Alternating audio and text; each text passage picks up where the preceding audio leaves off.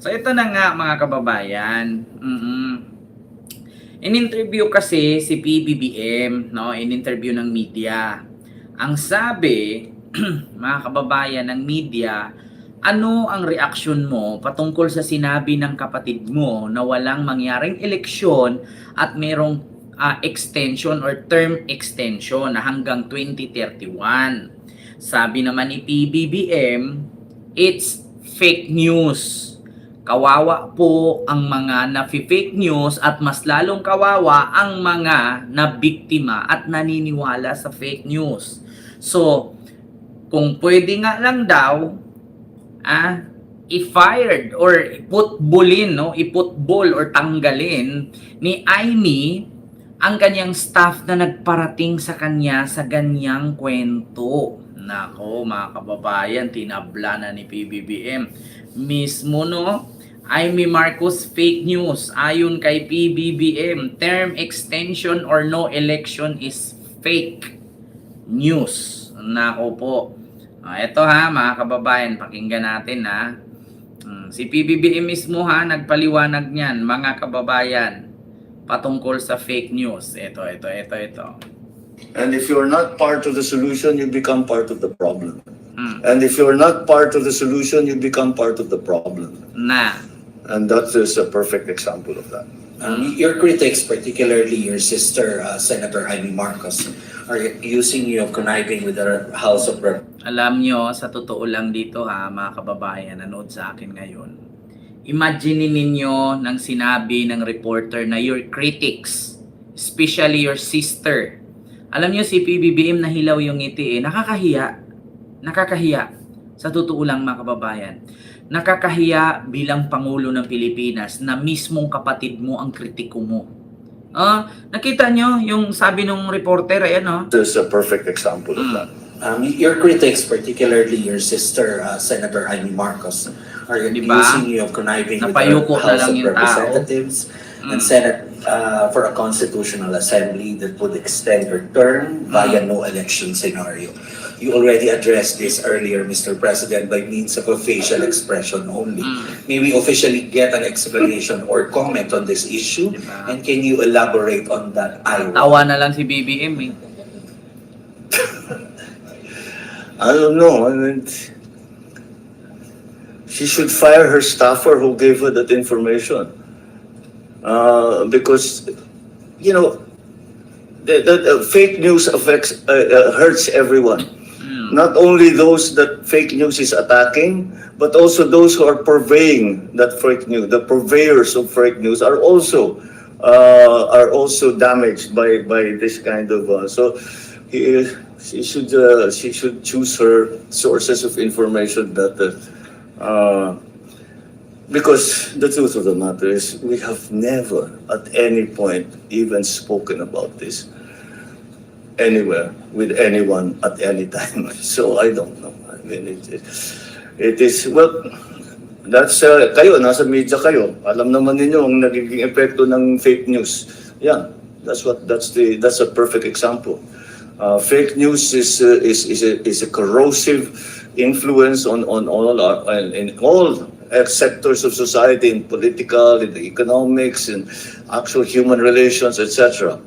And if you're not part of the solution, you become part of the problem. And that is a perfect example of that. Diba? Narinig nyo? Nakakahiya. Sinabi ni PBBM. Kayo, mga nasa media, alam nyo naman kung ano yung fake news. Ayan, nakita nyo naman. That's the perfect example of being a fake news. If you are not the part of the solution, is you are a part of the problem. Diba? Yun ang sabi ni PBBM. Biruin yung mabuti, isipin yung mabuti. Sa bagay, yung mga DDS hindi lang maintindihan niya kasi English ang sagot.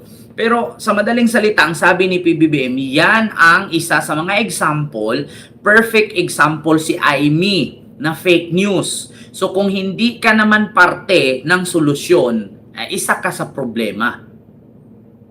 Diba? Ma'am Junalyn Yukawa, hello po. Hindi ka naman parte sa solusyon, hindi ka naman parte ng administrasyon so isa ka sa problema, isa ka sa sumisira. Di ba? Biruin niyo mga kababayan, nakakahiya. no? Yung sasabihin ng kapatid mo na you are not part of the solution, you are the problem. 'Di ba? Oo. Kita nyo mga kababayan, grabe no. Diyos mio Marimar. Nakakahiya na tawagin ka at sabihan ka ng kapatid mo na fake news. Diyos ko po. Nakakahiya. Paano ba naman kasi mga kababayan? Paano ba naman kasi mag-present ka ng video tapos yung video mga splice. Sa madaling salita, putol-putol na kinakat, dinudugtong-dugtong para makabuo ng isang kwento. Na kahit ako mga kababayan, kaya kong gumawa ng ganun yung present ni Aimee na galit si Subiri. Totoo yun. Yung pinutol-putol yung video mula kay Tito Sen, mula kay BBM, mula kay Marcoleta, mula kay ganun. Yung nagsasagutan si Tito Sen at saka sino ba yun? At saka yung sagutan ni Marcoleta at ni Ping Lacson. So, binuo nila, dinugtong-dugtong nila. O, tapos ginawang presentation ni Aimee. Ginawa niyang present niya sa Senado para malinlang ang taong bayan. Kasi itong mga DDS mga kababayan, mga bobo din kasi yan. Nagkakita nyo naman yung unang nagsalita si Tito Sen, tapos sunod na nagsasalita biglang na si Marcoleta, tapos sunod magsasalita si BBM na. So paano mo nasasabi na pinagplanuhan nila? Imagine yung mabuti yung present video ni Aimee na sabi niya ebidensya. Ulitin ko sa inyo. Unang nagsalita si Tito Sen, nasa Senado. Pangalawang nagsalita si PBBM, nasa Malacanang. Pangatlong nagsalita si Marcoleta, ibang session, ibang araw nung nagsalita si Tito Sen. Pero parehong nasa Senado. Tapos ang sabi nila, nagmi-meeting daw. Paano mo nasabing meeting? Si Tito Sen nasa Senate, si PBBM nasa Malacanang. Tapos sabihin ninyo, nag-meeting. Tapos yung mga bubong DDS na nanood kay Aimee, pumapalakpak. Naniniwala.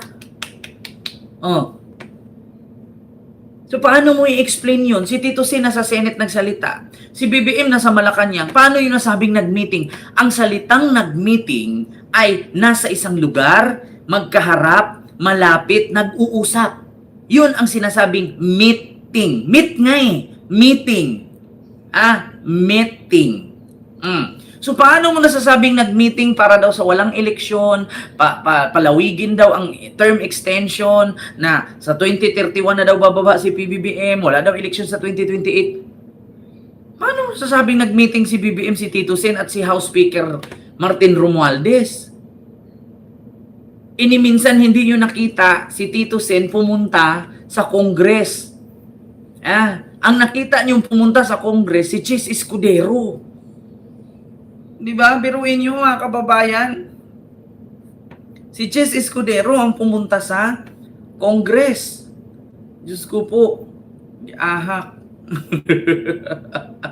Di ba? Ay noko, mga kababayan. Ito pa yung isa, sabi ni BBM. Almost a year ago, ang sinabi ko sa taong bayan, kailangan malaman ng buong taong bayan. Almost a year ago, ang sinabi ko sa taong bayan, kailangan malaman ng buong taong bayan ang katotohanan.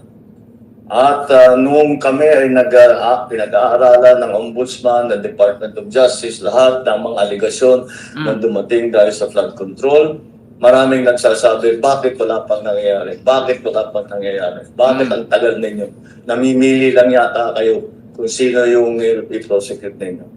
Ngayon, nandito na. At dahan-dahan lumalabas ayan, yung sabi ninyo mga DDS, yung pangako ni PBBM na magpapasko sa kulungan itong mga chinator ni Duterte, ni Sara.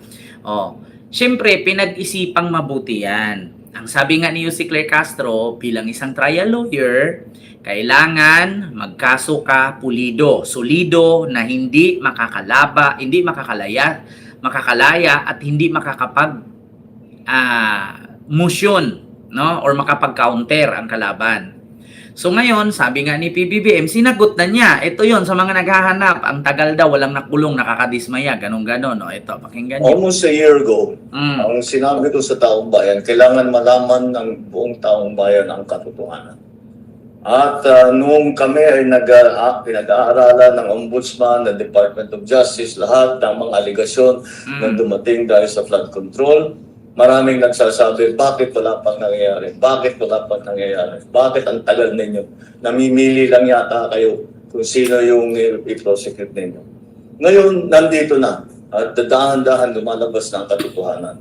At dahan-dahan na. At ang pinakamaganda, kung talagang may kaso, kung sila ba naman ay walang ginawang mali, ay lalabas naman yan sa pagsusuri ng paghusga.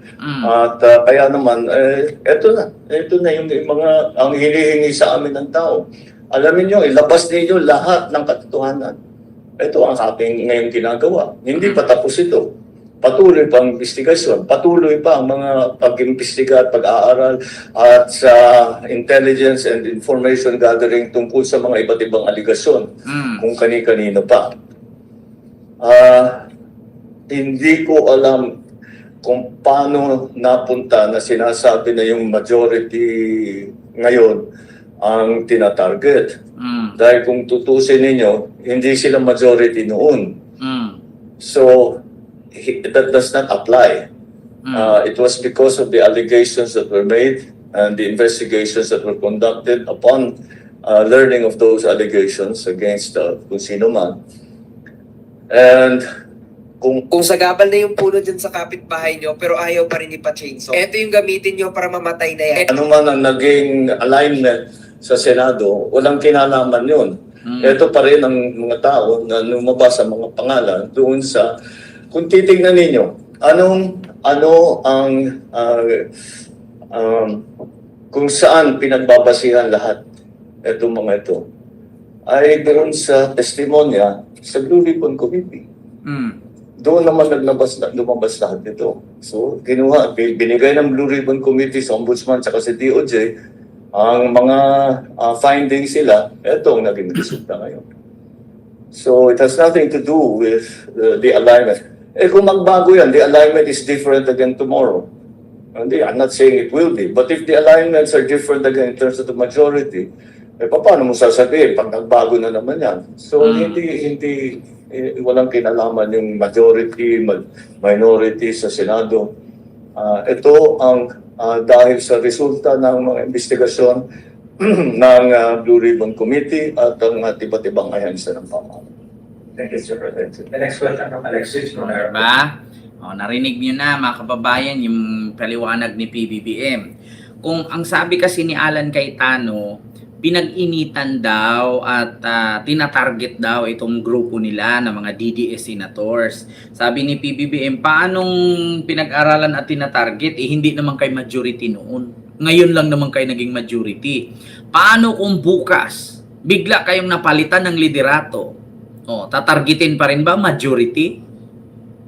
So ibig sabihin, mga kababayan, may mga ganyang bagay nga talagang mangyari. Alam nyo, actually, sa totoo lang mga kababayan, no? Meron pa mang balibalita ngayon na meron daw 2 senador na gustong lumipat. No?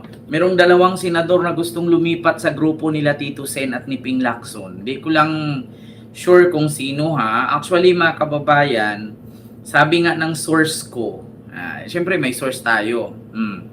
Sabi nga ng source ko mga kababayan, ay magkapatid daw ito. Sabi naman ng isang source, hindi yan magkapatid, magkaibigan.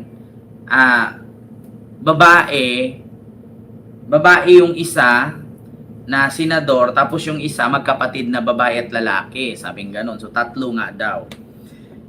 So, mga kababayan, para sa akin, parang si ano nga yata yan si Camille Villar at si Mark Villar at si Ligarda. Yan daw ang lilipat. Hindi ko lang alam basta yun ang usap-usapan ngayon according ng aking source. Wala pa namang nagpaliwanag. Sana may magpaliwanag niyan. Actually, ang isa talaga sa lilipat dyan na sure si Lorin. Baka susunod itong magkapatid na Villar. Di natin alam kasi dati hindi naman yan sila Di ba, mga kababayan? Kaya pinaliwanag na ni PBBM, noon pa man, hinahanap ninyo saan na yung mga pinangako ni BBM na makukulong. Tapos ngayon na may makukulong, sasabihin na naman, tinatarget ang mga DDS senator. Ano ba talaga? So, kaya nga mga kababayan, si Aimee, sinabi ni PBBM, fake news siya. Kaya kailangan niya na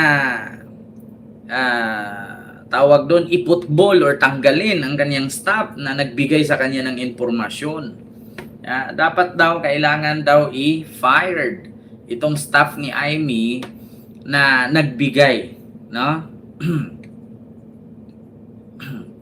ng impormasyon na mali-mali.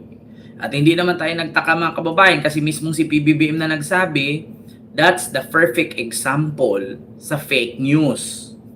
So kung hindi ka miyembro, kung hindi ka miyembro ng tawag dito mga kababayan ng solusyon, isa ka sa problema.